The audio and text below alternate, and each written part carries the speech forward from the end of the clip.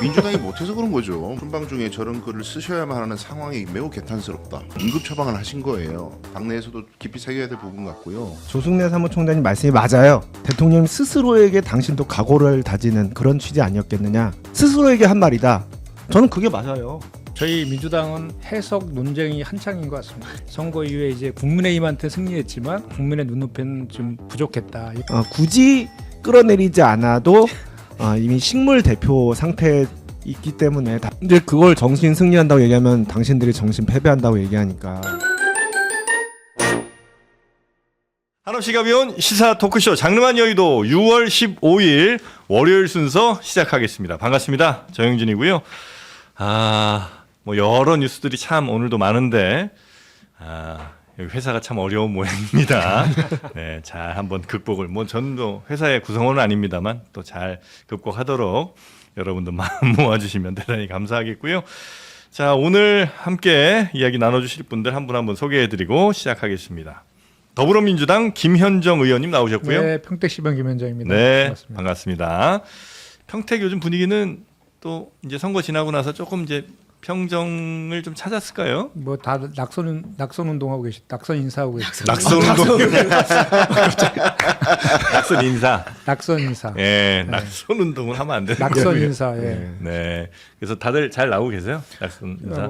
저 피켓 들고 하시더라고요. 다. 김영남 의원님이랑 아마 조국 네. 전 후보도 좀 뵀던 김재현 후보다. 아, 그렇습니까? 네. 보통 얼마나 해요? 낙선도 한 달 정도? 13일 동안 할 수 있습니다. 아, 13일. 그것도 정해져 있어요? 네, 선거운동 기간 13일이잖아요. 네. 낙선 인사도 13일. 아, 그렇게 정해져 있구나. 그래서 끝나자마자 바로 다음 날 낙선 인사를 하는 사람이 있고 네.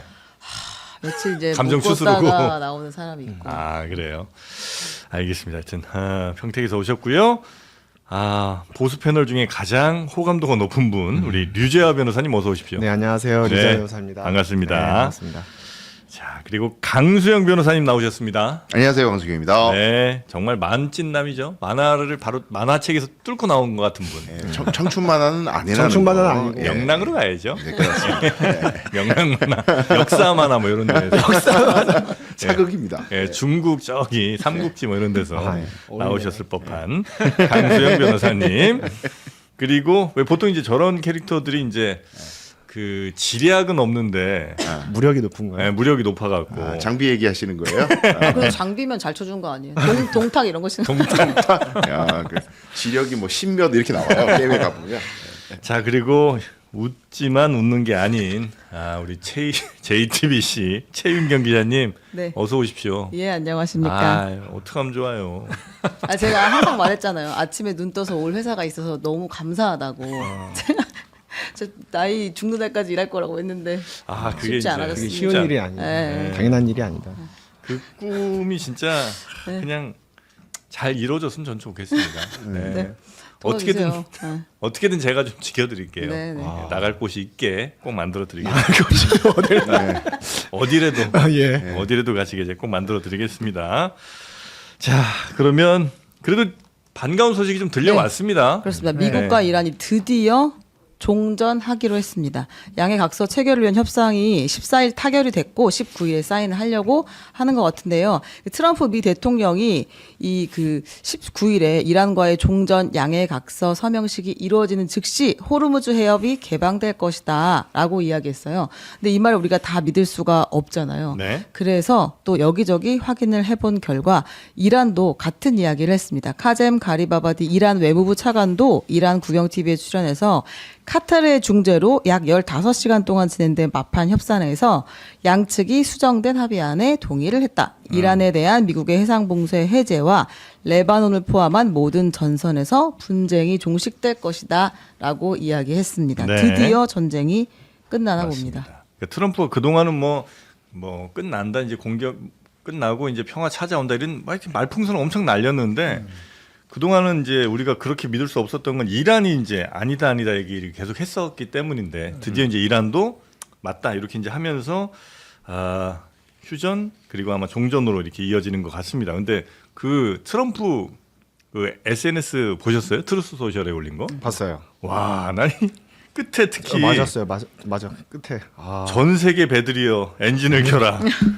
기름이 흐를지이니 뭐 이런 거 이제 올렸잖아요. 와, 그 마지막 부분은 진짜 예수님이야 거의. 네, 본인을 거의 뭐 예수님으로 만드는 것 같더라고요. 그러니까 빛이 있으라 뭐 이런 수준으로 네. 기름이여 흘러라.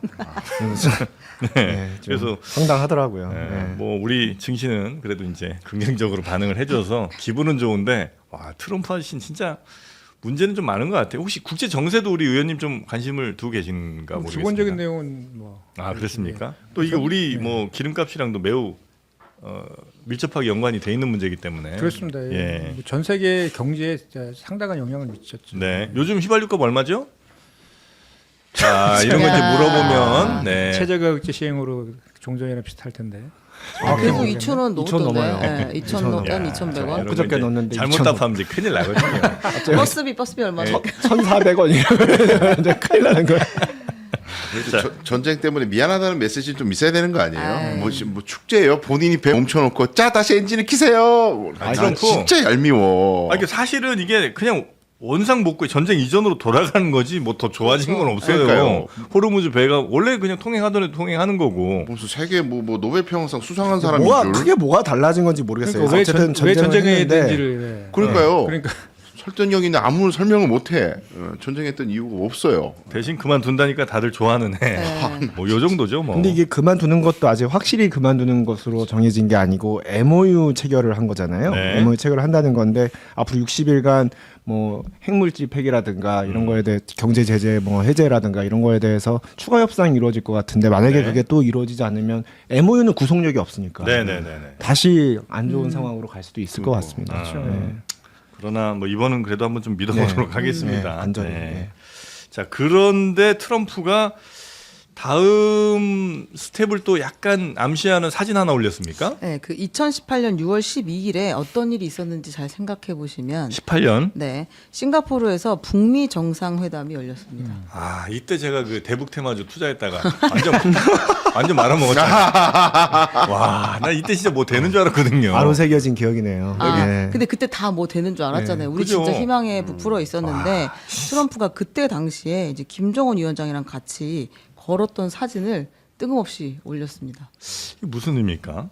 이제 중동 문제가 어느 정도 정리됐으니까 아, 북한과 또 뭘 해보겠. 왜냐면 이제 또 김정은이 얼마 전에 시진핑이랑 또 만났었잖아요. 네. 그러니까 이제 그런 것도 아마 분명히 영향을 좀 줬겠죠. 그렇죠. 이제 11월에 중간 선거 있잖아요. 중간 선거 이제 이번에 이제 19일 날 이제 종전 합의 MOU 체결하고 네. 이제 북핵 문제를 해결하는 것을 치적으로 삼아서 중간 선거의 전략으로 좀 가져가려고 하는 의도가 있는 것 같아요. 아, 중간 선거 전략으로서 아, 이게 근데 북한 이슈도 중간 선거에 도움이 좀 되나? 미국에서는 이렇게 아주 중요한 이슈는 아니잖아요. 뭐 예를 들면 중국이나 중동처럼 뭐 그렇죠. 중요한 글로벌 이슈도 아니고 국내 이슈도 아니고 그래서. 근데 원래 그 정치 못하는 사람들 보면 지도자들 보면은 자꾸 이제 바깥의 이슈를 부각시켜가지고 국내 정치에 이용하려고 하죠. 뭐 윤석열도 대부분 순방 자꾸 가는 게 그런 이유 아니었습니까? 그러니까 이재명 대통령 해외 순방 가야 되는데 아니 상습적으로 가니까 윤석열은 국내 정치 해결이 안 되니까. 예. 근데 트럼프도 비슷한 이제 맥락을 보이는 것 같고 북한 메시지는 이 핵 문제에 대해서는 접근 방법이 나는 이란 모델을 가지고 있어. 말 안 들으면 두드려 패는 거야. 그런 이제 메시지를 또 주는 거라고 봐야 될 것 같고요. 네. 근데 그 지금 북한이 지금 상황이 예전하고 좀 달라진 게 러시아 전쟁에 참전을 하면서 이 경제적으로 갑자기 돈이 풀려가지고 북한 사정이 옛날하고 좀 달라졌다는 얘기가 자꾸 들리더라고요. 그래서 맞아요. 트럼프가 원하는 대로 북한이 그냥 끌려갈까? 아, 저는 그건 모르겠어요. 네. 실제로 이게 저는 오히려 이란과의 전쟁을 통해서 미국이 원래 달성하고자 했던 목표, 그래서 이제 미국 국민들한테 외교적 성과라고 제시할 만한 목표를 제대로 제시할 수가 없게 됐기 때문에 네. 그래서 지금 북한 쪽으로 눈을 돌려서 새로운 외교적 성과를 만들어내려고 하는 게 아닌가, 이렇게 저는 그렇게 생각을 하는데요. 네. 어쨌든 11월 중간선거 전에 외교적 성과를 만들어내는 게 미국 내부 정치, 국내 정치에도 도움이 된다고 본다면 예, 뭐 그런 차원에서 제 생각 얘기를 하고 있는 것 같은데, 저 역시 굉장히 이렇게 좀 비관적으로 볼 수밖에 없는 게 2018년, 2019년 그때에 비해서 지금 북한의 경제적 상황이 비교적 좋아졌고 뿐만 아니라 핵 기술도 훨씬 더 진전되고 발전됐습니다. 네. 이런 상황에서 그때도 되지 않았던 그 어떤 핵 협상이 지금 와서 과연 잘 이루어질까? 그것도 트럼프 대통령이 11월이라는 나름대로의 그 국내 정치의 그 기한을 두고 하는 어떤 외교적 어떤 협의라면 이게 시간에 쫓겨서 이게 제대로 협상이 이루어지기도 힘들고 이미 상황 자체가 2018년, 2019년보다도 훨씬 안 좋아진 상황이기 때문에 네. 이 역시 좀 어렵지 않을까 저는 그렇게 근데 예상하겠습니다. 이제 그런 측면이 있는 것 같아요. 이 고육지책인 측면이 있어요. 이 네. 트럼프가 지금 국내 정치 상황이 상당히 사면초가거든요. 그렇죠. 뭐 더 좋아질 게 없어요 지금. 그러다 보니까 이제 뭐라도 성과를 만들어야 되는데 북한이라는 그 존재 자체가 상징성이 있잖아요. 국제적으로. 그래서 2018년도에도 그것 때문에 사실 간 거였거든요. 그래서 하노이 노딜 하면서 이제 2020년 대선에 패배하면서 이제 다시 중단된 건데 다시 그걸 살리려고 사실 작년부터 계속 그 김정은한테 러브콜 보냈잖아요. 만나자. 근데 못 만났는데 그 사이에 이제 상황 변동이 많이 생긴 게 두이 러시아와의 밀착뿐만 아니라 중국과도 엄청 밀착하게 됐어요. 그래서 적대적 두 국가 이걸 공식화시키기도 해서 지금 우리 대한민국이 상당히 그 뭐랄까 이렇게 지혜를 발휘해야 될 때가인 것이 이제 미국이나 중국 같은 소통 이런 걸 잘 해가지고 네. 실제로 요 통미 복람이라 그러잖아요. 그런 일 당하지 않도록 주도적으로 우리가 좀 역할을 할 필요가 있어요. 네네네. 근데 우리 김현정 의원님은 가장 사람들한테 많이 어필되는 부분은 뭐예요? 그러니까 왜 인기가 있으신 거예요? 저요? 네. 일단 외모. 여자 이름이라서 그러나? 저도 여자 이름입니다. 아시죠? 강수영이 더 여자 이름. 저 여자 이름입니다. 전혀 인기 없습니다. 그게 가장 어필되는. 아니 여기 지난번에 한번 두 번째 나왔는데 여기 프로그램 되게 긴장을 해야 되겠다. 갑자기 쑥쑥 들어와서 여자 이름이라 당연히 그러면 김정은 같이 방송하는 여자 이름이라 그런 건 너무 뜻밖이다 진짜. 왜 여쭤봤냐면 슈퍼챗이 네. 미국에서 100불짜리가 들어왔어요. 15만 원이에요. 그래요? 그래서 너무 감사해서 JTBC 힘들다고 이렇게 그런가 봐요.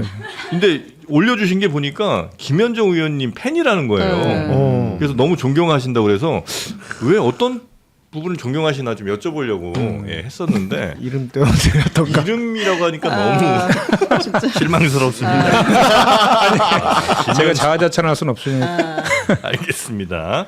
근데 하여튼 북한이 지금 약간 상황 좋아진 거는 어찌 보면 아주 없을 때 야 좀 잘 살지 않을까 하는 기대에 의해 움직이는 것보다는 좀 살다가 만약에 미국이 제대로 다시 한번 저 봉쇄 한번 하면 경제 제재 한번 들어가면 야 지금 이용하던 걸 못 하게 될 수도 있다는 그 두려움이 어쩌면 더 북한을 움직일 수도 있으니까 뭐 꼭 지금 상황이 더 어렵다고만 우리가 절망할 게 아니라 좀 희망을 좀 가지고 네. 북한을 한번 끌어낼 수 있도록 해보죠. 뭐 우리가 그 역할을 좀 더 열심히 해보는 걸로 하겠습니다. 그리고 오늘이 그 네. 2000년도에 네. 남북 간의 6.15 6.15 공동선언 공동선언 체결한 날이에요. 오늘 26주년 되는 날. 아 그러네요. 네, 또 의미가 있습니다. 그것도 또 의미가 있습니다.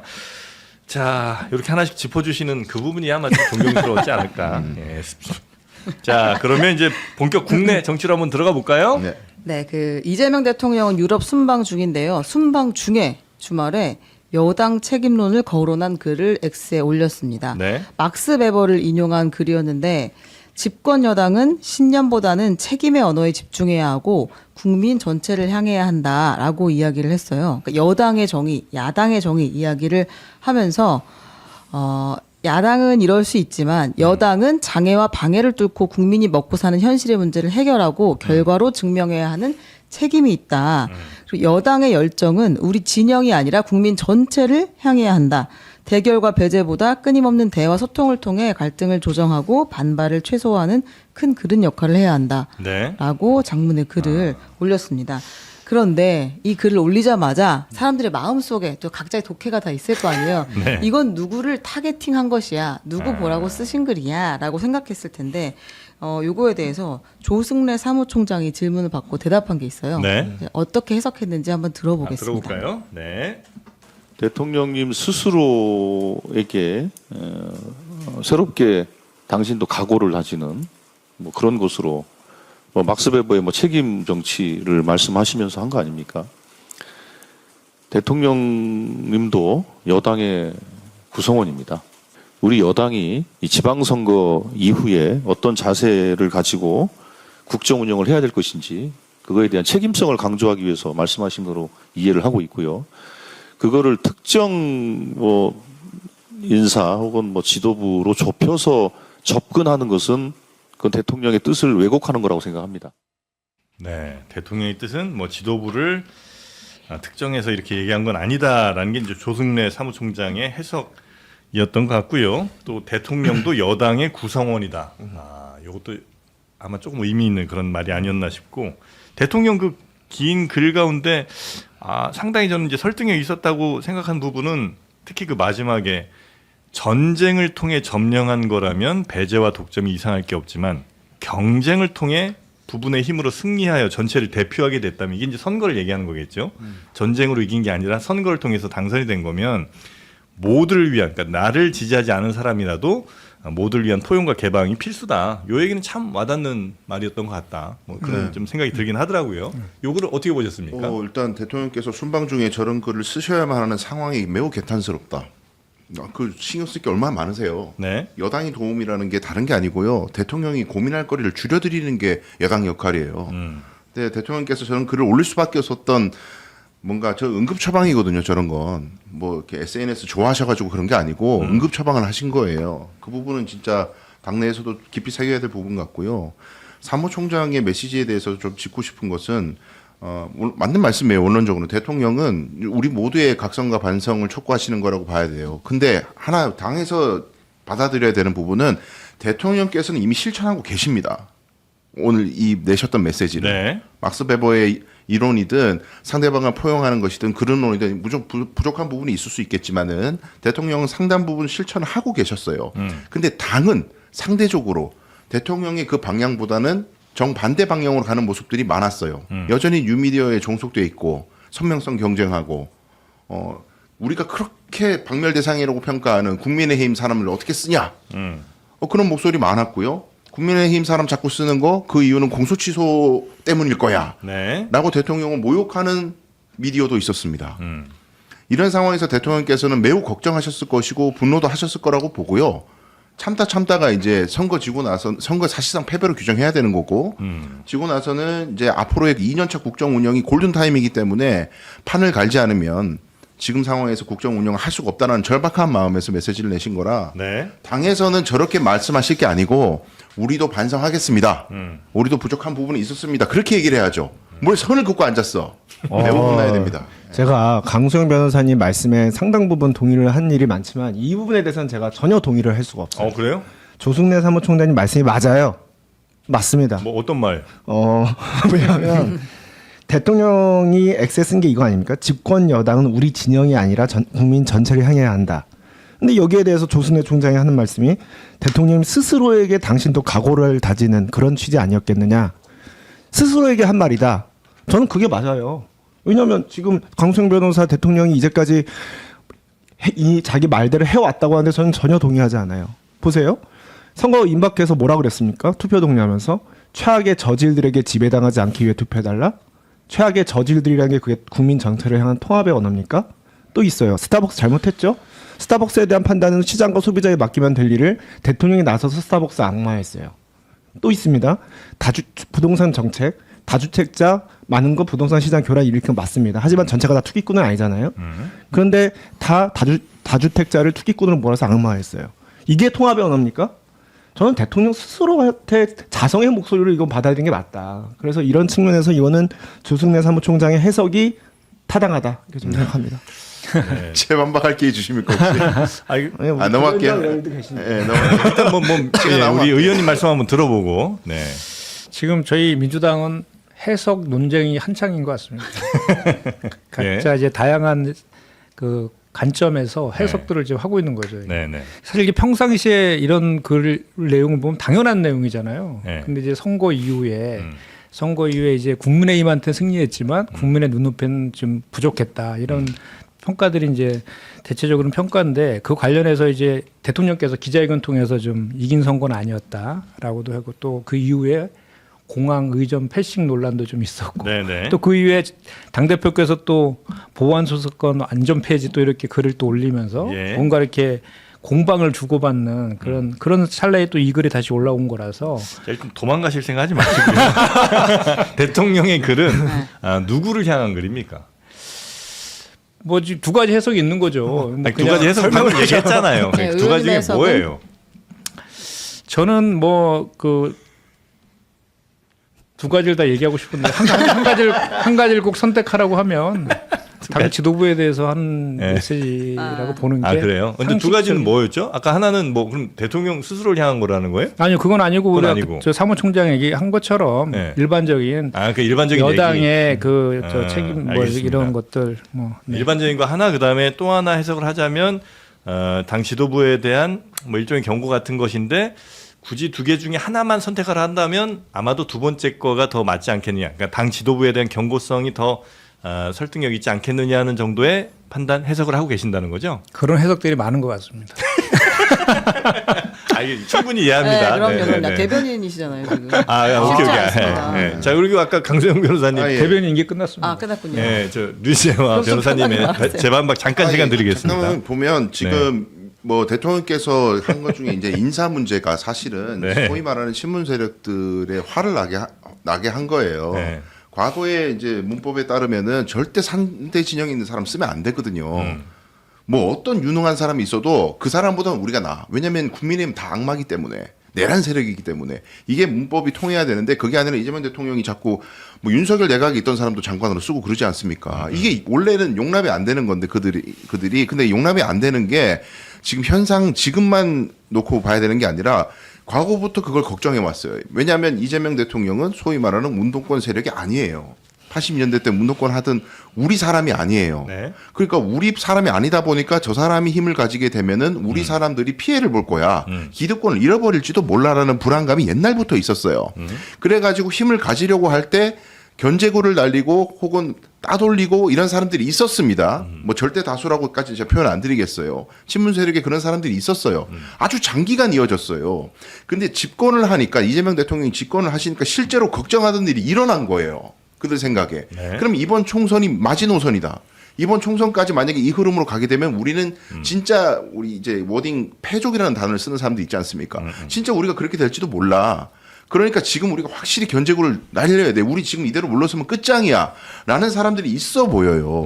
근데 그럼 대통령이 모르시겠냐고요, 그걸. 그게 국정에 도움이 되냐 이거예요. 그런 네. 것들이. 그러니까 여기에 대해서 메시지를 전 주신 거라고 봐야 될 것 같습니다.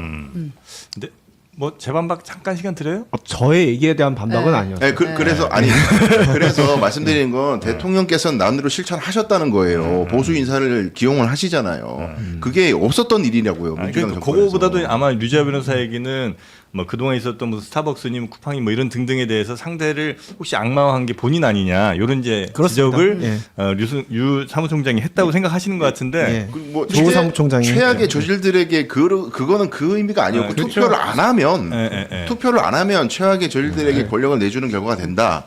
근데 이제 예를 네. 들어서 나는 우리 류지아 변호사님께 여쭙고 싶은 거는 이런저런 이제 문제들이 뭐 예를 들어 쿠팡이 있었다고 혹은 스타벅스 있었다고 할 때 스타벅스 건에 대해서는 다른 생각하는 사람도 있으니까 여기에 대해서는 말 아끼자. 혹은 쿠팡에 대해서 역시 뭐 다른 생각하는 사람이 있으니까 그럼 대통령이니까 말 아끼자. 국민 모두를 대표해야 되니까. 근데 그렇게 갈 수는 없을 거 아니에요. 뭔가 잘못된 일이 있으면 대통령도 당연히 이거 문제 잘못됐다라고 할 수 있는 것이고 그리고 그 일을 저지른 사람들에 대해서 책임 물어야 된다는 얘기를 당연히 해야 되는 거 아닙니까? 그렇죠. 그런데 항상 대통령이 어쨌든 국가 원수이기도 하지만 네. 본인 스스로 굉장히 상징적 의미가 있는 정치인 아닙니까? 그래서 예. 자기 의견을 당연히 국민들한테 얘기를 해야 되고 네, 어떻게 보면 또 국민들을 한쪽으로 이끌어가자고 설득해야 될 책무도 있습니다. 네. 그런데 그게 어느 선을 넘어가면 과도했단 말이에요. 과도했다는 예를 들어서 스타벅스 같은 경우에는 그건 이미 시장과 소비자들이 굉장히 비판적으로 보고 있었어요. 네.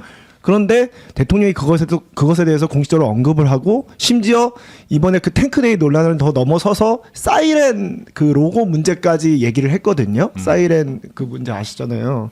그러니까 그거는 지나치게 스타벅스라는 이 민간 회사 자체를 너무 악마화하려는 의도다. 그것은 뭐 스타벅스가 대통령 개인적으로 미워서가 아니라 그걸 통해서 지방선거를 앞두고 결집시키고자 하는 민주지분 진영 내의 어떤 결집도 그런 걸 좀 높이기 위해서 했던 것이 아니냐. 는 의심을 하신다는 그렇게 거죠. 의심을 하는 거죠. 근데 요거 지금 네. 우리가 토론의 본질에서 완전히 벗어나 있어요.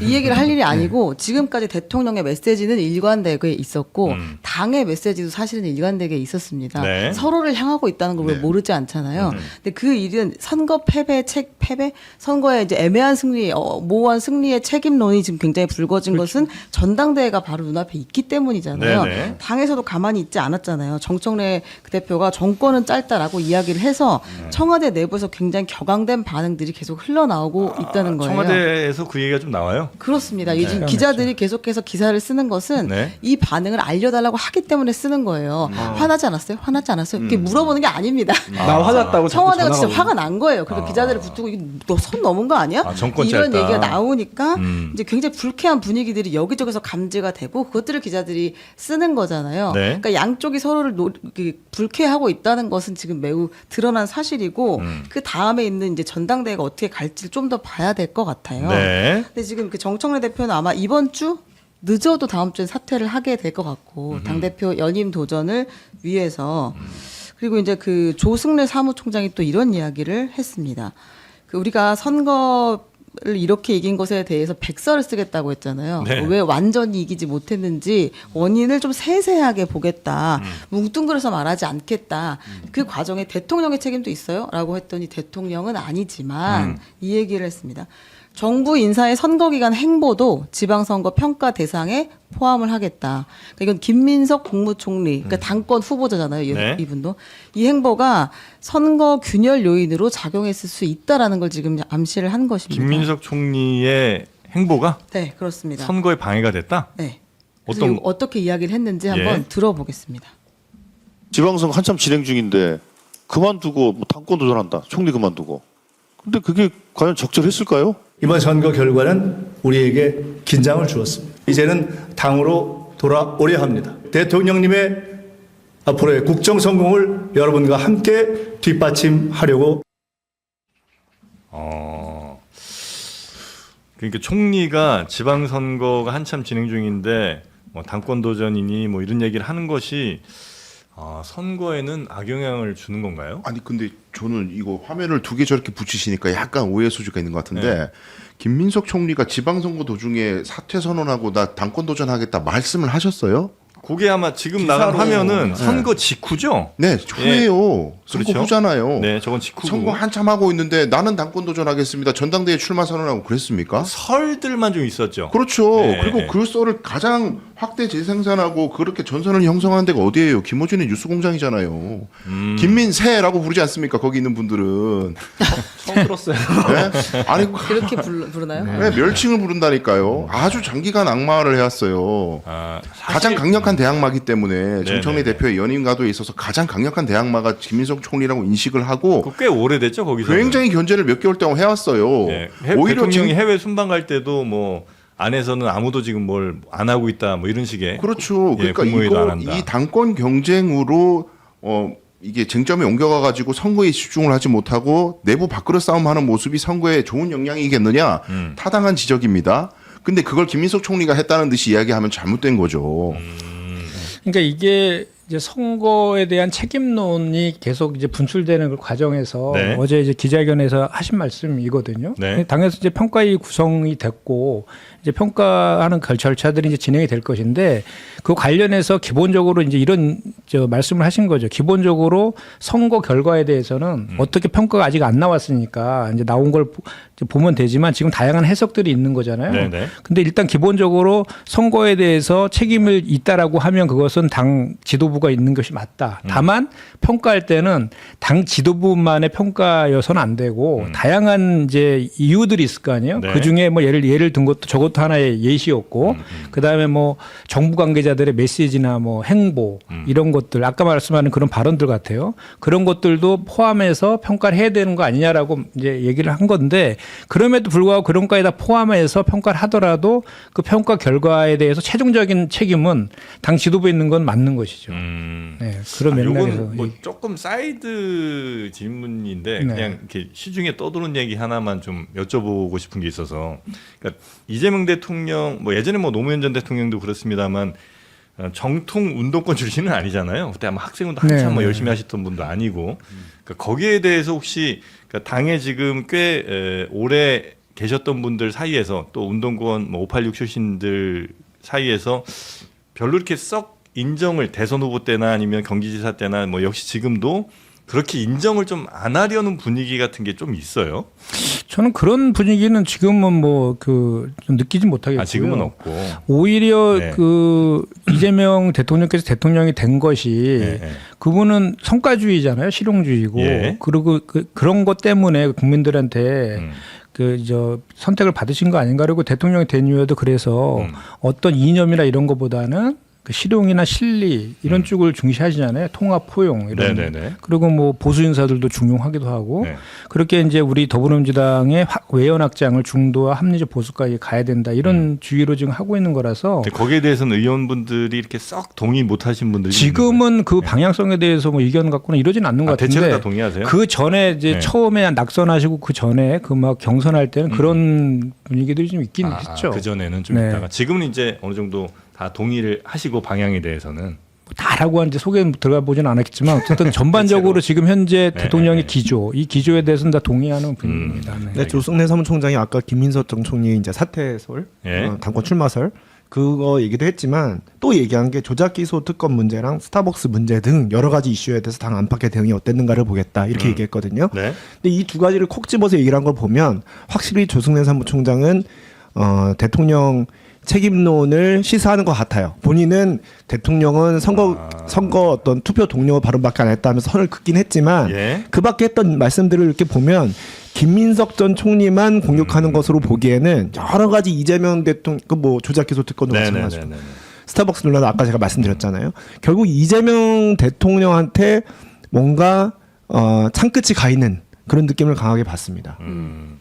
이 백서에서 어떤 것이 담길지 관건은 뭐냐면 대통령의 책임을 담을 것이냐, 그 선거에 미친 영향을 담을 것이냐가 관심사 중에 지금 하나인 것 같고요. 그 다음에 그 당권 투쟁도 물론 여기서 얘기했으니까 이것들이 어떻게 영향을 줬을지도 담길 것 같고, 그다음에 오늘 아침에 제가 이제 그 방송들을 보면서 느꼈던 건 합당이 선거 패배의 원인으로 작용, 그러니까 합당 이슈가 안에서 오히려 패배를 했는지 아니면 얘기가 나왔기 때문에 패배를 했는지 이걸 어떻게 해석할지가 아마 백서를 작성하는 과정에서 굉장히 논쟁이 치열하게 있을 것 같아요. 저는 뭐 잠깐 보긴 했습니다만 하여튼 합당 안에서 졌다는 생각들도 꽤 하시는 것 같더라고요. 네, 그래서 뭐 예를 들면 3-4%, 2-3% 정도 차이가 그러니까 그 정도 지지율밖에 안 되는 조국 혁신당이라 합당할 필요 없다고 얘기하시는 사람도 있는데 그건 뭐 말도 안 된다 이런 얘기가 아까 그 김어준 뉴스공장인가요? 네, 거기서 네. 아마 나왔던 것 같은데 누가 그런 멍청한 소리 하냐고 네. 어떤 평론가요? 데리고 와 이제 이런 이야기도 했었는데 강수영 저격 아닌가 싶기도 하고요. 그게 모릅니다. 그게 근데 제가 이해하고 있는 그 이야기는 그거 아니에요. 만약에 합당이 됐었더라면 네. 처음에 합당 논의 됐을 때 만약에 합당이 됐었더라면 네. 조국 대표는 전략공천 받았겠죠. 음. 민주당 후보로서. 네. 그러면은 평택을에서 그렇게 피 터지게 싸우는 일이 없었겠죠. 네. 그러면은 당권 경쟁이니 뭐니 이런 말이 쑥 들어갔을 거고 부드럽게 선거가 진행됐을 거고 그러면 민주진영 사람들도 다 단결했을 것이고 실망해가지고 뭐 투표장 안 나오고 이런 일도 없었을 것이고 아름답게 잘 갔을 것인데 합당 때부터 비토를 놓던 사람들 때문에 민주진영이 분열돼가지고 선거 졌다. 뭐 그거 아닙니까? 그러니까 그거 포함해서 네. 앞으로도 총선 대선 있을 텐데 네, 총선 이야기를 하면서 네, 그러면서 이제 3%밖에 안 되는 정당이라 합당 안 된다는 얘기하는 바보 같은 사람들 잘 생각해라. 어차피 대선도 3% 차이 안쪽에서 다 결정 나고 총선도 역시 웬만한 지역 마찬가지다. 그러니 무조건 합당을 해야 이긴다는 이제 얘기였습니다. 그 3%가 왔을 때, 1 더하기 1은 2처럼, 네. 50 더하기 3은 53. 음흠. 거기에 대해서 이의를 제기하는 게 저예요. 과연 그럴 것이냐. 이 다 또 오지 길어지니까 않는다. 또, 여기까지 말씀드리겠습니다. 네. 3 들어올 때 한 4, 5 이상 나갈 수도 있다. 나갈 수 있죠. 청년들이 바보예요. 근데 이제 선거 결과에 대한 해석들은 다양할 수밖에 없잖아요. 네. 그리고 지금 사실 우리 민주당이 그런 그 선거 결과에 대해서 상당히 지금 혼동스럽고 좀 경랑에 시킨 것도 맞죠. 네. 근데 이런 과정들을 거치다 보면 하나의 큰 줄기가 저는 형성될 거라고 보여지거든요. 그것은 국민들하고 당원들이 집단 지성으로 아마 그거 줄기를 만들어 주실 거라고 보여지는데 최종적으로 우리가 뭐 평가위 만들어서 백서 만들면 뭐 합니까? 결국은 궁극적인 그거에 대한 종합적인 평가는 전당대회 통해서 그 국민들하고 우리 그 민주당 당원들께서 선거로 평가하시는 게 최종적일 것이다. 저는 그렇게 네. 생각합니다. 근데 그 백서가 네. 전당대회 전에 나오기가 힘들 겁니다. 그럴 겁니다. 예. 그 전에 나오면 그것도 큰 저희 논란이 되겠죠. 국민의힘 총선 백서도 그랬지만 전당대회 전에 못 냈어요. 대신 전당대회 불쏘시개용으로 무지하게 활용이 됐죠. 그리고 네. 이제 나오긴 나왔죠. 최종적으로 전당대 끝나고 나왔죠. 나왔어요? 그런데 아무도 안 보잖아요. 그 보통 백사가 나오면 안 보거든요. 나오기 나오면 전에 안 봐요. 시끄럽고. 예, 근데 이제 민주당에서 이번에 잘한 거는 네. 국민의힘 같은 경우에는 그때 총선 백석 특위를 구성을 했는데 네. 그때 저도 들어갔었고 네. 원내외 많은 그 당협위원장도 정치인들 들어갔었거든요. 네. 그러다 보니까 거기 안에 논란이 많았어요. 근데 지금 이번에 민주당에서 평가위 구성한 걸 보니까 민주연구원장이랑 전 서울시당 공관위원장 두 분이 공동위원장을 하시고 위원들이 뭘 민간 위원들이 실무자, 많더라고요. 외부인 예. 이런 분들. 그러니까 이런 경우에는 그다지 분란의 소지 없이 여러 가지 이렇게 중간중간 발표를 통해서 당 지도부의 그 지방선거 결과에 대한 평가를 일방적으로 내보낼 수가 있어요. 반박 없이. 그러니까 어떻게 보면 더 국민의힘보다 머리를 잘 쓴 거죠. 그런가요? 네. 너무 국민의힘하고 똑같이 생각하신 거 아니에요? 아니 민주당 지금 수준을? 똑같이 가잖아요. 네, 내용 좀 퍼지해야 될 것 같아요. 너무 슬픈 얘기인데. 국민의힘은 완전히 패배했는데 왜 안 하죠? 평가를? 됐어요? 네. 거기도 얘기해 볼 거예요. 기다려보세요. 조금만 기다려보세요. 부정선거 끝난 다음에 하시려고? 많은 게 가는 길. 네. 그리고 이제 하나 더 남았어요. 그 네. 조승래 사무총장이 역시 다른 당권 후보인 송영길 의원을 향해서도 이야기를 했습니다. 왜 무소속 김관영 전북지사 후보를 옹호하고 도왔느냐. 그러니까 돈 뿌리다가 징계받고 제명된 사람을 왜 응원했느냐. 이것도 해당 행위에 대한 판단이 있어야 할 것이다라고 이야기를 했고요. 이건 네. 다 전당대회에서 아마 이야기도 좀 되겠죠. 송영길 의원은 지금 김용남 그 낙선한 김용남 전 의원을 주말에 만나고 그렇게 또 다시 자신의 라인을 형성하고 있습니다. 지금.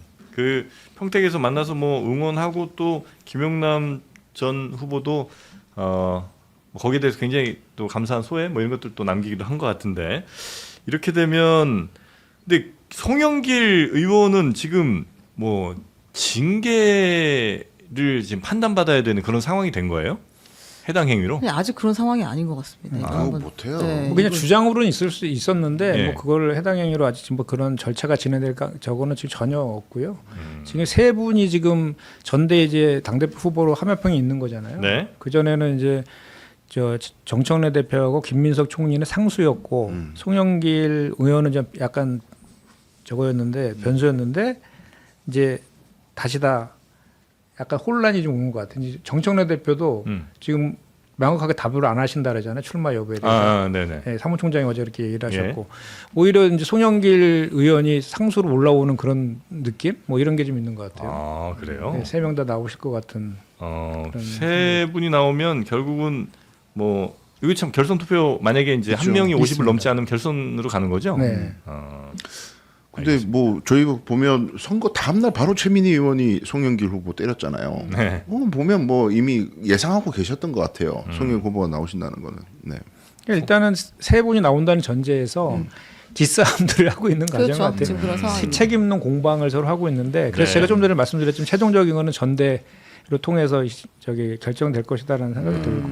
이렇게 내부 공격이 좀 강해지면서 뭐 그게 원인인지 아니면 그냥 지방선거 자체가 원인인지 모르겠습니다만 지금 당 지지율도 꽤 빠진 여론조사 결과가 나왔다면서요? 그렇습니다. 그 대통령 국정수행평가 오늘 리얼미터가 발표한 것도 51.5%로 이제 긍정평가가 많이 떨어졌고요. 그 네. 전보다 계속 약간 지금 하락하는 추세가 있고 정당 지지도는 역전이 됐습니다. 역전이요? 네, 리얼미터가 오늘 오전에 발표한 것인데 민주당이 38%고 국민의힘이 44.3%입니다.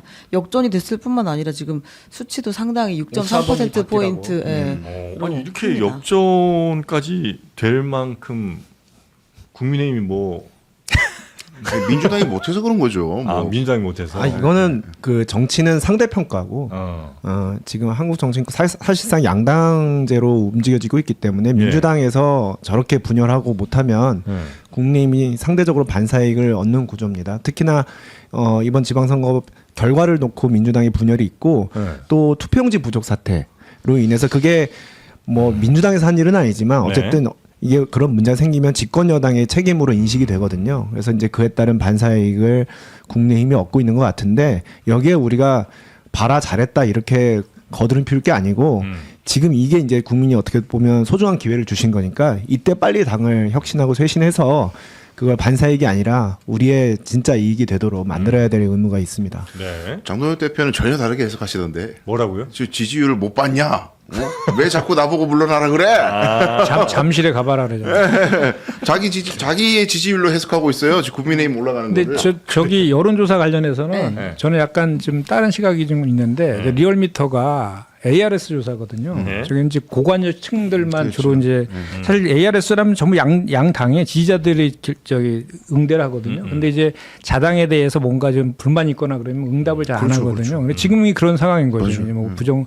이제 뭐 부실 투표 문제도 있고 그때 선거 이후에 이 선거에 대한 평가도 좀 부정적인 거고 거기다가 이제 우리 당 내에서 좀 전처럼 해석 투쟁들이 계속 벌어지고 있죠. 이런 것들 때문에 지금 보수층이 가표집된 그런 결과가 있는 것 같고 전화 면접으로 된 갤럽 조사나 이런 것들은 또 다르게 나옵니다. 저희 높게 나오는데 저렇게 나오진 않고. 그런 이제 흐름들의 차이는 약간 좀 네네네. 있습니다. 그런 거 감안하고 아마 좀 봐야 될 것 저게 이제 진짜 뭐 전체 국민을 다 대표하진 못하더라도 네. 그 추이라는 게 있잖아요. 그러니까 저 리얼미터 조사 안에서의 추이. 근데 저걸 보면 확실히 지금 민주당이 조금 많은 국민들로부터 조금 비판을 받고 있는 거는 사실인 것 맞습니다. 같습니다. 예. 그리고 네. 지금 저기 부실 투표 문제가 상당히 크게 작용하고 있는 것 같아요. 어쨌든 그게 헌법기관인 선관위 문제지만 그래도 이 지금 우리 이재명 정부 하에서 벌어진 일이다라는 거에 대한 국민적인 부정적인 인식이 분명히 작용 많이 하고 네. 있는 건 맞는 것 같아요. 당의 입장도 나왔어요. 그래서 그 강준현 수석 대변인이 오늘 이 지지율 역전에 대해서 이야기를 했는데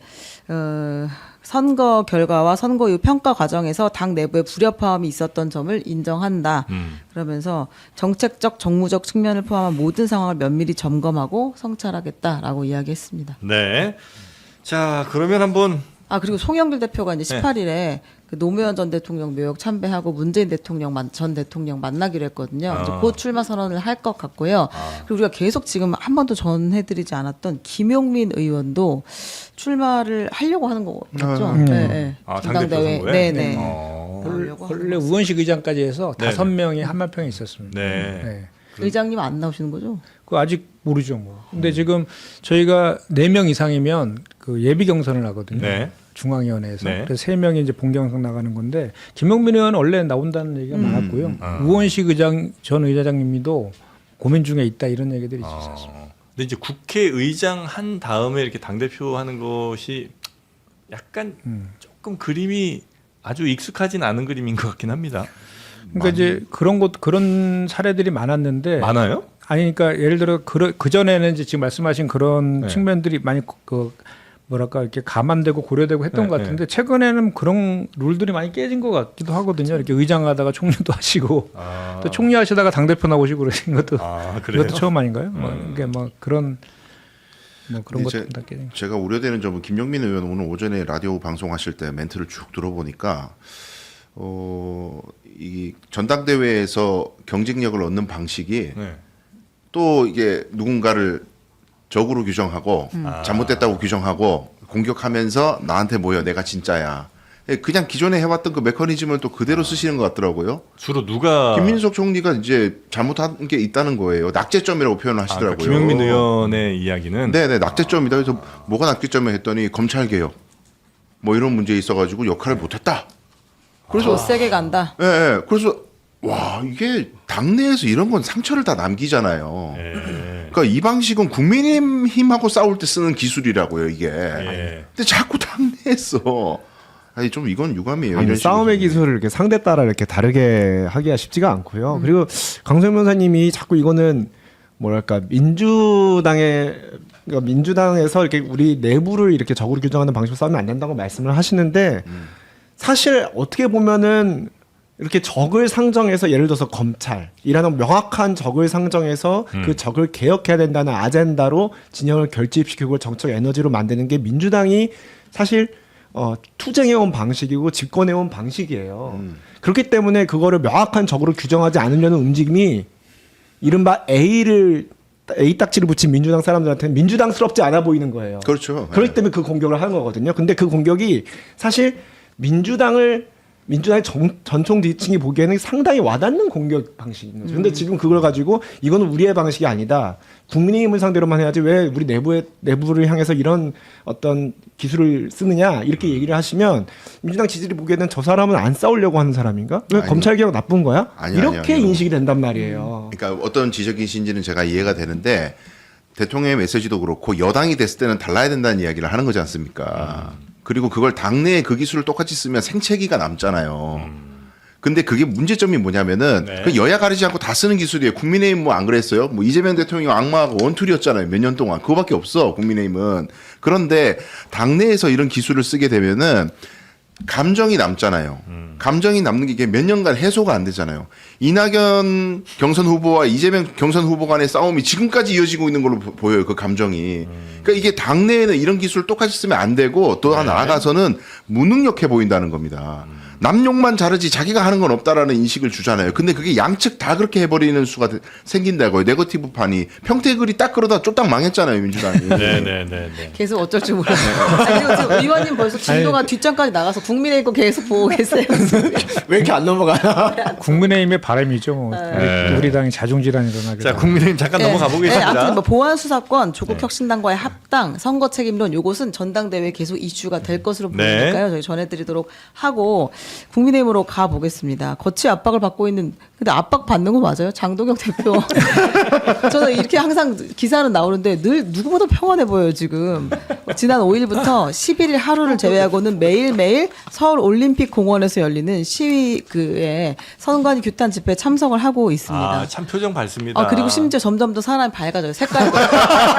원래 까만 모자에 까만 마스크 쓰고 까만 옷 입고 있었잖아요. 근데 이제 마스크도 하나씩 마스크도 벗고 하얀 모자에 이제 아유, 하늘색 좋다. 옷을 입고 있잖아요. 많이 밝아졌습니다. 네. 그리고 재주가 많은 분 있잖아요. 글씨를 참 잘 쓰더라고요. 아하. 커피 한 잔의 자유, 부정선거를 외칠 자유. 선관위 알겠어 뭔 말인지 그게 부정선거야. 이런 글들을 본인이 직접 쓰기도 했고요. 글씨를 워낙 잘 쓰세요. 아, 네, 예전에 그러네요. 저기 단식하실 때도 맞아요. 장미꽃 맞아요. 바라보면서 맞아. 그런 글씨를 많이 쓰셨어요. 그 전국 서예대회 1등은 못하지만 그 정도 글씨했어요. 지금 우리가 글씨 잘 쓰는 거로 지금 칭찬해. 그러고 있는데 네. 이번 주 목요일에 의원총회가 열리잖아요. 새 원내대표가 의원총회 열기로 했는데 거기서 이제 지금 장동혁 대표 체제를 같이 갈 것이냐가 아마 아주 조금 얘기가 나오다 말지 않을까 하는 생각이 드는데 어떻게? 지금 장동혁 대표는 이 고민을 크게 안 하죠?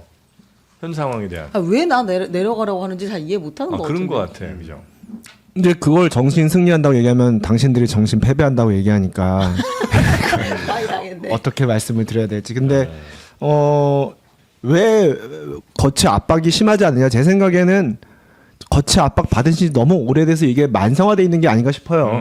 이미 지방선거 전부터 당대표로 인정하는 분들이 많지 않았어요. 네네네. 그리고 지방선거 끝나고 우리가 나왔지만 이게 국민의힘이 승리했다고 볼 수 있는 선거는 절대 아니잖아요. 그런데도 불구하고 이미 당대표로서의 어떤 권위와 리더십을 상실했기 때문에 굳이 끌어내리지 않아도 이미 식물 대표 상태에 있기 때문에 다들 조금 이렇게 편하게 생각하는 것 같은데 그것 자체는 당대표직으로서의 역할을 제대로 하느냐 안 하느냐 뭐 이런 문제는 어차피 기능을 상실했기 때문에 그렇다 치더라도 지금 우리가 당면한 그 전국이 이게 그렇게 호락호락하지가 않은데 제1야당 지도부가 저렇게 완전히 이게 맨 아침에 최고위원회마다 지도부 총사퇴하자는 얘기가 자꾸 나오잖아요. 이런 식으로 계속 파행으로 가서는 네. 제1야당으로서 제대로 집권 여당을 견제하는 역할을 할 수가 없다. 이런 생각이 있어서 이번 주 목요일날 의원총회에서 좀 당내 중지가 모여서 이 당대표 진퇴 문제에 대해서 좀 명확하게 결정을 내려서 최대한의 정치적 압박을 했으면 좋겠습니다. 현재 지금 리더십은 다 이런 건 맞아요? 그러니까 권력이나 리더십은 없어요? 그렇죠. 지금 장동혁 대표를 옹호하는 분들은 뭐 예를 들어서 비서실장이라든가 네. 사무총장이라든가 정말 극히 일부에 불과하고 흔히 우리가 뭐 친윤계 의원, 뭐 주류 의원들이라고 불렸던 분들조차도 이번만큼은 장동혁 대표의 리더십을 갈아야 될 때가 됐다. 근데 공감대를 가지고 계세요. 그래요? 그런데 저는 이제 장동혁 의총에서 장동혁 대표의 사태 이거는 그건 차치하더라도 그것까지는 너무 사치 같아요. 저희가 안 될 거기 때문에. 저렇게 나가서 공당의 대표가 재선거 요구하고 부정선거 주장하는 저거라도 못하게 좀 의총에서 당론으로 입틀막이나 좀 했으면 좋겠어요. 제가 봤을 때는 지금 당론으로 입틀막이요. 네, 국민의힘에서 그런 말씀 하시더라고요. 저 장동혁 대표가 식물 대표라고 하시는데 저 동의하는 게 장동혁 대표 체제에서도 이길 땐 이겼다는 거예요. 그 있으나 마나 그냥 뭐 또 각자 이길 사람들은 이긴다는 거예요. 서울이나 경남 이런 데는 이런 인식을 갖고 있더라고요. 그러니까 그 뭐 소장파나 친한계 의원들도 뭐 사퇴 얘기하지만 그냥 하다 말더라고요. 다 그냥 뭐 진짜 목숨 걸고 하는 게 아니잖아요.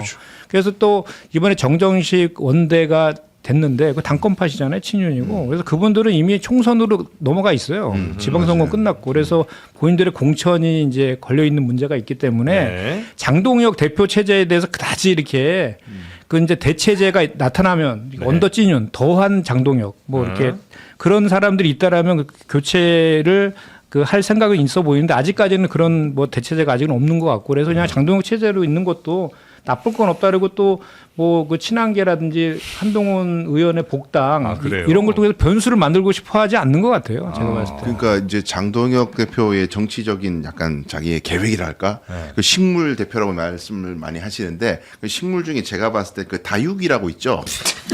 짝강한 거 있잖아요. 네, 선인장 물을 안 같은 줘도 거. 돼 별로. 그리고 바람에 흔들리지 않아요. 존재감은 없지만 바람에도 흔들리지 않아요. 그냥 가만히 있어요 어디 방구석에. 너무 침튀겼는데.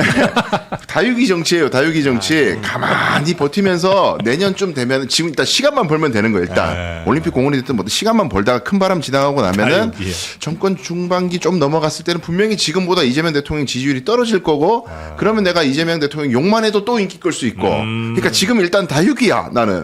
다육이 진짜 안 죽어. 안 죽어요. 냅둬도 돼. 예, 죽은 줄 알았는데 살아 있어요. 맞아요. 예, 그런 겁니다. 근데 이번 주 목요일 날 아까 이제 김현정 의원님 말씀하신 것처럼 의원들이 뭐 장동혁 대표 진퇴 문제에 대해서 중지를 모으지 못하더라도 적어도 이번에 그 투표용지 부족 사태에 대해서 우리 국민의힘이 어떤 입장을 가지고 갈 것이냐. 그러니까 지금 올림픽 공원에서 외치는 시민들이 열렬하게 외치고 있는 부정선거 재선거 이 구호에 맞춰서 우리 국민의힘이 갈 것인지 아니면 이것이 물론 이제 어디까지가 부정이고 어디까지가 부실인지에 대한 용어에 대한 해석 차이는 있습니다만 네. 어쨌든 선관위 개혁을 방점으로 갈 것인지 아니면 재선거라고 하더라도 전면 재선거가 아닌 정말 당락이 뒤집힐 수 있는 부분에 한해서 당 차원에서 재선거를 검토해 볼 것인지 뭐 이런 것들을 지금 의원들이 이렇게 정리를 해서 당론을 확정했으면 좋겠고요. 네. 거기에 장동혁 대표가 어긋난 어떤 독자적인 행동을 다육이처럼 계속 한다면 그러면 거기에 대해서는 당론 위배니까 이제 명확하게 우리가 좀 징계를 하던 얘기를 해야죠. 징계? 예. 아니 뭐 당 대표는 징계 안 받습니까? 할 수 있어요? 그럼요. 오, 당원들의 총의의 합인데 정확히 얘기하면 당원들 자유 의지의 총합이에요. 이거 정확하게 얘기를 해주세요. 네, 아무튼 근데 저도 이제 한마디 더 우려스러운 지점이 네. 최근 또 벌어지고 있잖아요. 그러니까 뭐 거기에도 우리는 참정권 침해 회복을 위한 TF 만들었는데 같이 TF 뭘 만드신다고 하더라고요. 국민의힘에서도. 그 위원장이 나경원 의원이에요. 근데 나경원 의원도 최근 부정선거 관련된 주장을 막 하시면서 그 장동혁 대표랑 같이 이제 결을 같이 하는 막 이런 태도를 보이고 있는데 그분이 공선법 개정안을 냈는데 이렇게 선관위의 기책 사유로 인해서 이런 일이 벌어졌을 때에도 선고를 무효할 수 있는 내용이에요.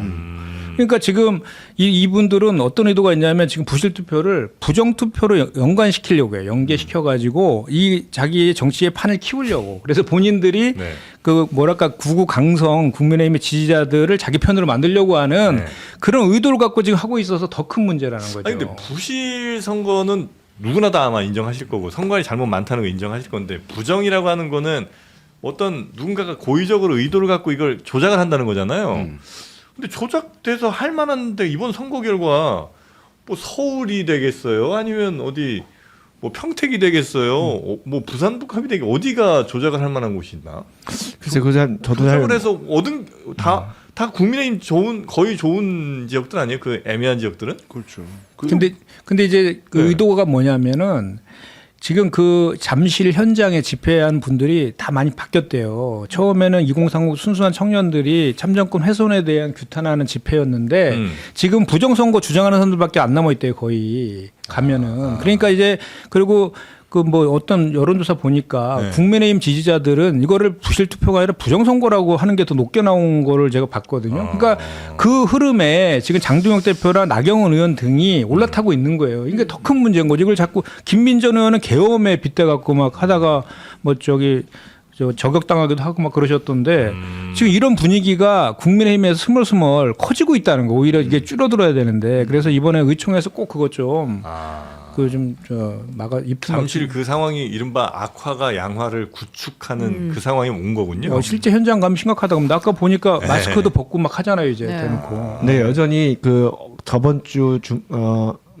이 그 전국의 서울 시내 총학생회장이었던 거. 전국 총학생회 17개 대학에서 성명서를 냈는데요.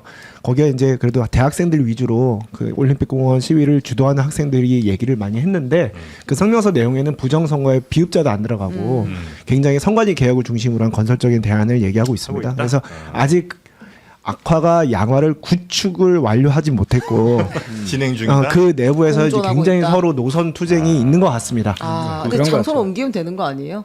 어디로? 그러니까 부정선거론자를 올림픽 공원에 남겨놓고 다른 데서 해야지. 같은 근데 그게 또 공간에서 막상 한국 거기서 팬들이 시작을 있고 하잖아요. 이러면. 거기서 피한다는 게 왜 여기가 우리의 우리가 본질인데. 얘기한 우리 목소리를 대변하던 장소인데 왜 우리가 옮겨야 되느냐 이런 생각이 아마 있을 거예요. 자, 하여튼 뭐 이 선거 관련해서는 진짜 정치권이 해야 될 일이 좀 많이 있는 것 같습니다. 이거 뭐 특검 가요 어떻게 해요? 그래서 제가 이 문제를 빨리 해결하려면 네. 국민의힘에서도 그 당론으로 빨리 그 입장을 자꾸 이렇게 재선거나 부정선거가 아니라 선관위를 혁신하고 개혁하는 쪽으로 힘을 모을 수 있도록 지금 국정조사 그 이번 주에 이제 의결하잖아요. 네. 그러니까 빨리 그거에 대해서 의원들도 선임하고 범위들도 빨리 합의하고 특검도 필요하면 하고 그다음에 저는 이 국민적인 분노가 이게 당락을 바꿀 수는 없지만 내 참정권이 훼손됐다는 거에는 국민적 분노가 상당히 높거든요. 네. 그거를 자꾸 부정선거로 연결시키려는 게 잘못된 것인데 이런 국민의 분노를 누그러뜨리려면 저는 적어도 개헌도 해야 된다고 생각하거든요. 개헌을 통해서 이 그 선관위가 제3의 기관에 의해서 견제와 감독을 받을 수 있는 근거를 마련하는 거 네. 그리고 선관위 구성이나 이런 것들도 논의하는 이게 반드시 필요하다고 보는데 그러려면 빨리 국회 안에서 그 논의들이 이루어져야 되는데 공당의 대표가 밖에 나가서 저러고 있고 그거에 동조하는 의원들이 늘어나고 있는 건 대단히 우려스럽다는 말씀 드리는 거예요. 네. 아까 김민전 의원이 한 말은 그래도 정확하게 한 번은 전달해드려야 네. 될 것 같은데 의원 단체 텔레그램 방에 위헌 위법 선거에 대한 당 대응이 너무 미약한 게 아닌가 싶다. 계엄이 위헌 위법하다고 하면 참정권 침해는 더 큰 위헌 위법이라는 이야기가 있다라고 이야기했고 권영진 의원이 내려라 글 내려라 내려라 해서 네. 그랬다고 합니다. 간만에 저 반가운 김계리 변호사 네네. 얼굴 한번 좀 볼까요? 시간이 많이 지났네요. 네. 그 평양 무인기 작전, 무인기 도대체 누가 보낸 거야? 의도한 거 아니야라는 거 갖고 지금 윤석열 전 대통령이 재판을 받았잖아요. 일반 이적죄로 기소가 됐는데 네. 1심에서 징역 30년 선고가 됐습니다. 그리고 여기 선고 직후 변호인이었던 김계리 변호사의 네. 눈물 나는 회한 소감이 있습니다. 한번 보겠습니다. 저는 이 사건 변론을 준비하면서 단 한 차례도 이 사건이 유죄가 선고될 것이라고 생각해 본 적이 없습니다. 함께 오늘 선고를 받은 여인영 장군은 그 김용대 드작사령관이 영장 실질심사를 받자 그 접견실에서 김용대 드작사령관의 안위를 걱정했습니다. 그 말 한마디 때문에 피의자로 입건되지 않았던 여인영 장관이 이 사건의 피의자로 입건되었습니다. 여인영은 이 사건에 대해서 아무것도 모르기 때문에 증거동의를 하고 아무것도 다투지 않았어요. 그런데 오늘 형을 선고받았습니다. 이것이 무엇을 말하는 것이냐면 이 사법부는 몇 개의 파편적인 어떤 증거들로 이 사건을 대통령을 대한민국의 정당한 통치이기를 이적으로 만든 것입니다. 오랜만에 갔는데 많이 좀 고와지셨다 이런 느낌이 좀 듭니다. 네. 고하셨어요. 그래요? 좀 고와졌잖아요. 카메라 마사지를 좀 많이 받은 상당히 것 관대하시네. 아무튼 뭐 눈물을 네. 흘렸다. 눈물의 그리고 김계리 징역, 변호사. 30년 선고가 됐다. 그러니까 이거 북한을 도발해가지고 우리를 공격할 만한 명분을 제공하려고 했던 것이다라고 네. 법원이 본 겁니다. 김계리 변호사 화면 나갔더니 바로 한 2,000명 빠져버리네. 정말 너무 2,000명씩이나 빠져요. 와 순간적으로 빠져버리네. 알겠습니다. 이런 일이 있었고 네. 우리 또 제트리 뉴스 한번 좀 짧게 가볼까요? 가볼까요? 네. 여러분 스타벅스 얘기 오늘 많이 하셨는데 스타벅스 임직원 전원이 역사 교육을 받는다고 합니다. 받으십시오. 22일에 전 매장 조기 영업 종료한다고 하고요. 네. 그리고 이 모든 사태를 책임져야 할 정용진 회장도 따로 임원들 역사 교육을 받겠다고. 누가 하지? 전한길 씨가 하는 거 아니야? 역사 너무했다. 역사 강사 전한길 씨가. 예, 제가 학원 수강자로서 잘해요. 강의 자체는. 아, 그래요? 예, 제가 고등학교 때 이 국사 여기서 배워가지고 강의 잘합니다. 예. 와. 그 방향이 잘못됐을 뿐이지 잘합니다. 강의 자체는. 예. 아, 저 성균관대 오재현 사학과 교수가 맞는다고 아마 발표가 난 모양이에요. 아, 죄송합니다. 제가 몰라갖고 그냥 농담 한마디 했습니다. 네. 자, 그래서 22일에 전체 다 일찍 오후 3시에 영업을 종료하고 교육을 받는다 이거죠? 네. 네. 맞습니다. 좋네요. 정용진 회장도 같이 받습니다. 네. 그리고 내일 저희가 다룰 뉴스 하나 예고하려고 합니다. 네. 스페이스X가 드디어 상장을 했잖아요. 아하. 그 우리나라에서도 그 공모하겠다고 돈 많이 들어갔었는데 미래에셋증권에서 이거 받아오겠다고 했었는데요. 실제로 그 상장 직전 최종 그 거래 배정할 때 미래에셋증권을 배제해서 우리에게 할당된 주식은 영주가 되었습니다. 네. 그래서 아무도 국내에서는 스페이스X를 여길 통해서 살 수는 없었다. 네. 물론 이제 그 시장이 상장된 이후에 이제 뭐 거래하는 건 그렇죠, 살 상관없는데 수는 있는데 맨 처음에 공모주를. 공모주를 딱 그 공모된 가격에 이제 원래 배정이 있었는데 예정된 그 배정 물량을 미래에셋증권이 못 받았다는 거. 원래는 있었던 걸 아마 밀렸던 것 같아요. 다른 큰 증권사들에. 그래서 좀 많이 섭섭하다 이런 얘기가 있고 다만 이게 그냥 섭섭하면서 끝날 건 아니고 그 시간 동안 그 미래에셋증권에 돈을 많이 넣은 사람들이 있을 거 아니에요. 네. 나 배정 받으려고 뭐 한 2억 넣었다, 5억 넣었다 이런 분들 계신데 그분들이 며칠 동안 그 돈을 다른데 만약에 활용했으면 있었을 기회비용이라든지 아니면 이자 비용 같은 거 며칠 안 되긴 하지만 거기에 대해서는 아마 미래에셋증권이 뭔가 해결책을 내야 되지 않을까. 네, 하는 금감원이 생각이 듭니다. 오늘 이 경위 조사에 들어갔다고 합니다. 네. 근데 경위는 사실 아주 그냥 어렵죠. 밀린 거예요. 네, 왜냐하면 원래 그 일본의 미즈오 은행 같은 데서도 이거 받았거든요. 근데 미즈오는 원래 배정 물량이 없었어요. 근데 갑자기 거기가 돈이 많이 몰렸어, 큰 돈이. 그래서 일본 미즈오는 갑자기 없던 물량을 하여튼 굉장히 많이 받았어요. 그러니까 그건 뭐냐면 우리는 이제 그보다 훨씬 금액이 적었고 미래에셋증권이 그래서 금액 큰 데부터 미국은 또 그렇게 하거든요. 큰데 그냥 이렇게 밀어주고 나머지는 원래 약속했다가도 그냥 안 주고 뭐 이래요. 네, 그래서 우리 열정이 부족했네요. 그러면 뭐 그렇게 좀 봐야 되지 않을까. 네. 그러나 하여튼 이렇게 못했던 부분에 대해서는 좀 더 확실하게 약속대로 못 받은 거에 대해서는 미래에셋증권이 고객들한테는 아마 보생을 어떤 방식으로든 해야 될 것 같다 생각이 들고요. 하나만 마지막으로 더 보자면 네, 복지부에서 그 탈모 있잖아요. 탈모에 대해서 이제 건강보험 급여 확대를 하겠다 그렇게 입장을 밝혔습니다. 네. 그러니까 이제 원형 탈모로 고생하시는 지금은 이제 의료와 미용이 약간 경계가 있기는 있지만 모호하잖아요. 그거 좀 더 확대하려고 하는 것 같습니다. 근데 이거 아마 뜨겁게 토론이 있을 거예요. 네. 그래서 이제 젊은 층에서 사실 탈모는 굉장히 심각한 문제이기도 하고 이 문제에 대해서는 대통령도 이번 처음이 아니라 여러 차례 그 전에 얘기를 했었는데 이게 건보가 되는 거에 대해서는 이제 논란은 좀 분명히 있더라고요. 뭐 그렇죠. 지지 연간 여부를 한 떠나서도. 1,000억 원 이상을 네. 그럼 탈모에 써야 하는 것인가 우리가 네. 건보 재정을 그에 대한 논란이 계속 있었는데요. 지금 방향성은 아무튼 확대하는 방향성으로 좀 가는 것 같아요. 어떻게 의원님 이건 이렇게 가는 게 맞나요? 일단 그 22년도 대선 때 공약하신 거였거든요. 소확행 공약이라 그래서 맞아요. 그때 이제 탈모가 미용이 아니라 생존의 문제다. 네. 당사자들한테는 그런 관점에서 이제 그 제기를 하신 거고 추진을 하는 건데 반대되는 의견도 또 있으니까 그럼 공론화 과정 뭐 이런 것들 거치면서 그래도 전 개인적으로는 했으면 좋겠습니다. 아 그래요? 네. 우리 유재 변호사는 글쎄요. 이게 건강보험 재정이 무한대로 있으면 당연히 하면 좋죠. 근데 그게 아니기 때문에 한정된 자원 한정된. 근데 탈모 중에서도 이게 아마 전체를 다 하는 게 아니라 탈모 치료도 그렇죠. 여러 가지 층위가 있거든요. 그래서 정말 필수적으로 필요한 부분, 정말 약간 더 증상, 그러니까 치료가 필요하다고 여겨지는 부분에 한정적으로 하는 쪽으로 결론이 되지 않을까 그렇게 예상해 봅니다. 네 금액이 아주 크지 않은 네, 부분에서 네.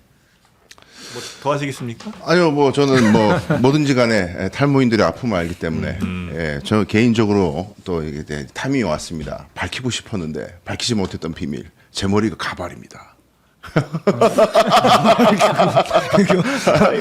그래서 아니잖아. 아니 왜냐하면 에이.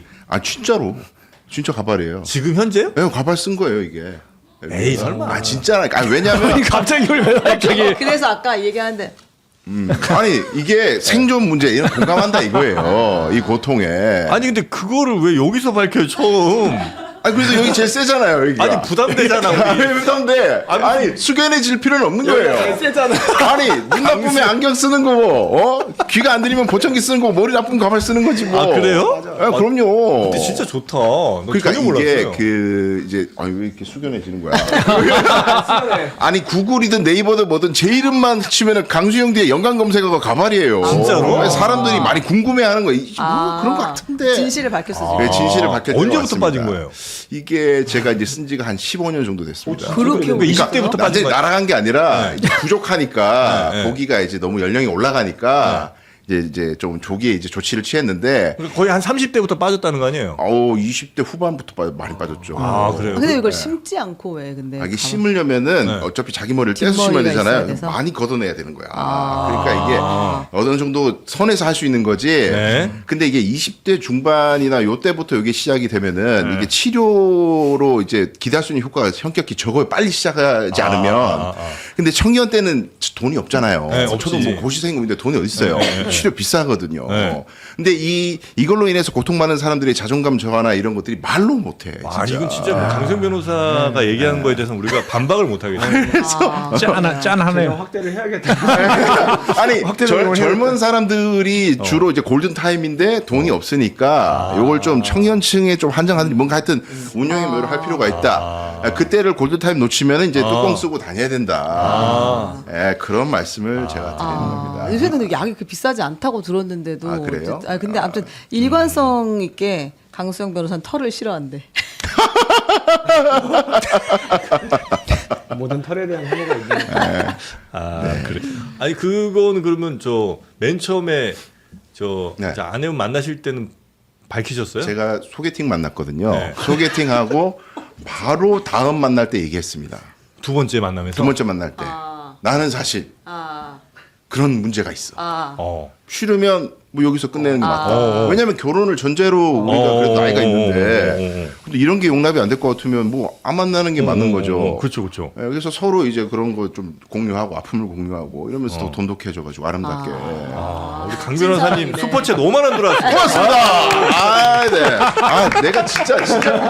왜냐면 야, 이렇게 들어오는구나. 작정을 여기서 밝힌 거야. 아니 방송할 때 자꾸 뭐 탈모 샴푸 이런 거 광고 들어오는 방송이 많아요.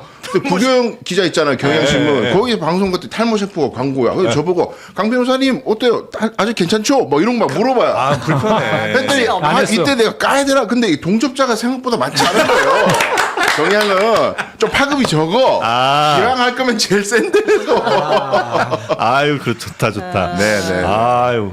하여튼 소중한 고백 저희가 잘 아유 뭐. 쇼츠로 편집해서 고맙습니다. 네, 올리도록 아니 그 있잖아요 전대협.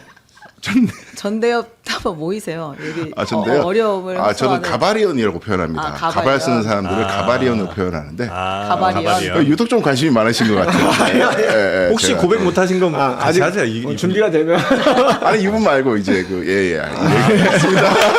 아이고 또 우리 강 변호사님 그러십니까? 근데 딴 사람이 뭐 이렇게 얘기하면 이거 놀리는 건데 본인이 직접 그러니까요. 같은 아픔이 있으시기 때문에 그건 뭐 괜찮습니다. 현역 의원분들 중에서 많이 보여요 가바리언들이. 아, 그래요? 제가 말 안 해서 그렇지 있어요. 가바리언을 알아봅니다. 서로 알아보죠. 가이더라고 해야 되나? 가발 레이더 같은 게 딱 켜져요. 그럼요. 감지가 됩니다. 감지가 돼. 네, 그럼요. 저희는 알 수 있어요. 왜냐면 그 쓰신 분들은 분장실에 가서 머리를 안 만지시거든요. 그래요? 네, 그거 만져달라 하면 되는데. 근데 안 하시더라고요. 예. 진짜 근데 자연스러우시다. 지금은 뭐 예. 저는 전혀 이거 홀 뚜껑이 다 아니죠. 옆과 뒤는 제 머리고 홀 웬 말이야. 위만 이제 머리를 위만. 민 상태에서 붙인 겁니다. 이제 그래요? 부분 가발인 거죠. 막 불편하고 그러진 않으시고 이제 땀 이제 여름에 좀 좀 나요? 힘들고요. 여름에 예, 안 좋다. 예. 에어컨 빵빵하게 틀어드리겠습니다. 네. 네. 예, 아니 괜찮습니다. 에어컨을 저희가 지금 회사 사정이 안 좋아갖고 깜빡하게 못 틀어요. 500만 가바리언들 이제 분기 탱천합시다. 파이팅! 탱천. 가발은 죄가 아니에요. 네, 그렇습니다. 아이고. 가발만큼 중요한 게 요즘 피부입니다. 피부. 온몸에 바디로션 흠뻑흠뻑 발라주셔야 건조해지지 않는 피부 여러분 가지실 수 있고요. 몸이 건조하면 자꾸 긁게 되고 긁으면 또 이게 피부에 안 좋습니다. 그래서 촉촉하게 온몸을 유지해 주시고요. 요거 1리터짜리 괴물 용량 한 번 구입하시면 오래오래 사용하실 수가 있습니다. 요게 그 동키 밀크 아시죠? 예, 당나귀 우유로 만들어 갖고 그렇게 촉촉할 수가 없습니다. 촉촉하고 향도 너무 반짝반짝. 좋아요. 예, 한번 또 맡아보셔도 되겠고요. 좋은 제품 쓰시라고 1+1 할인도 진행 중이니까 요게 이제 유목문이 바디 로션을 이거 쓸까 저거 쓸까 계속 이렇게 돌아다니시는 분들이 있어요. 유목민. 예, 유목민들이 계신데 이거에서 이제 정착을 하시라는 겁니다. 제발 한번 써보시면 여기에 푹 빠지시게 될 거고요. 지금 바로 영상 더보기 클릭 링크 들어가시면 되겠고요. 얼굴은 동키크림, 얼굴 아닌 나머지 부분은 바디 로션으로 축축하게 만드시면 되겠습니다. 디어 오늘 바디 로션입니다. 아유, 하여튼 오늘 다양한 뉴스들이 터졌던 우리 장르만 여의도. 네, 아, 저희 마음이 쇼츠가 편안하시겠어요. 저희 쇼츠가 장르만 여의도와 JTBC 운영에 도움이 됐으면 좋겠습니다. 깊은 뜻이. 아니, 100만 오늘- 예상합니다. 오늘 이게 탈모 뉴스가 없었어도 고백을 하실 거였어요. 아니요, 맥락이 있어야죠. 맥락도 없이.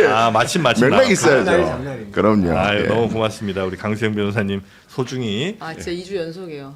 뭐였죠? 누나 이지은 대변인한테 그때. 이제 되면 누나.